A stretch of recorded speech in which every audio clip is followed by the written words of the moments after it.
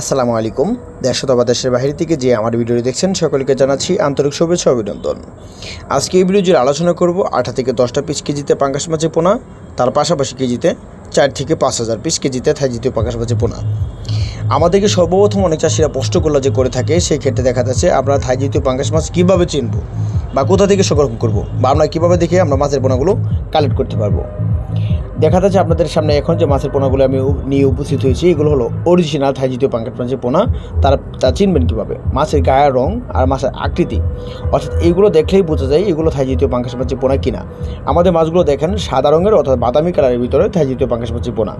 আর আমাদের মাছগুলো আকৃতিতে খুবই লম্বা থাকবে, পেটগুলো খুবই ছোটো ছোটো থাকবে, অর্থাৎ লম্বা আকৃতির পেট থাকবে, লেজ কান্তা মাথা বডি সব কিছু মাছের লম্বা থাকবে।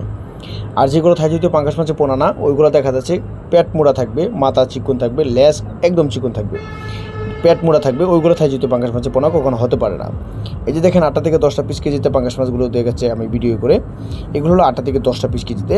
অর্থাৎ এই মাছের গায়ের রং আর ওই ছোটো সাইজের মাছের গায়ের রং একের সেম টু সেম, অর্থাৎ সাদা রঙের বাদামি কালার থাই জাতীয় পাঙ্গাস মাছের পোনা। এগুলো দেখেন লম্বা আকৃতির, পেটগুলো খুবই ছোটো ছোটো লম্বা আকৃতির পেটগুলো, এগুলো হলো অরিজিনাল থাই জাতীয় পাঙ্গাস মাছের পোনা। এগুলো যদি পুকুরে চাষ করেন সর্বোচ্চ আপনার চাষে 5 মাসে মাছের ওজন দাঁড়াবে 2 কেজি প্লাস ওজন, মানে বিক্রি করতে পারবেন থাই জাতীয় পাঙ্গাস মাছের পোনা। থাই জাতীয় পাঙ্গাস মাছ চাষের জন্য সর্বপ্রথম লক্ষ্য রাখতে হবে ভালো একটা পুকুর, আয়তনের দিকে বড়।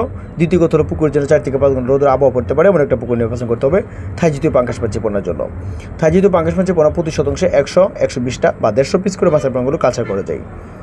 তো এরকম গুণগত থাই জাতীয় পাঙ্গাস মাছের পোনার জন্য আর দেরি না করে এখন স্ক্রিনে থাকা নাম্বারে সকল ধরনের তথ্য ও পরামর্শ জানার জন্য যোগাযোগ করতে পারেন। ধন্যবাদ। আসসালামু আলাইকুম।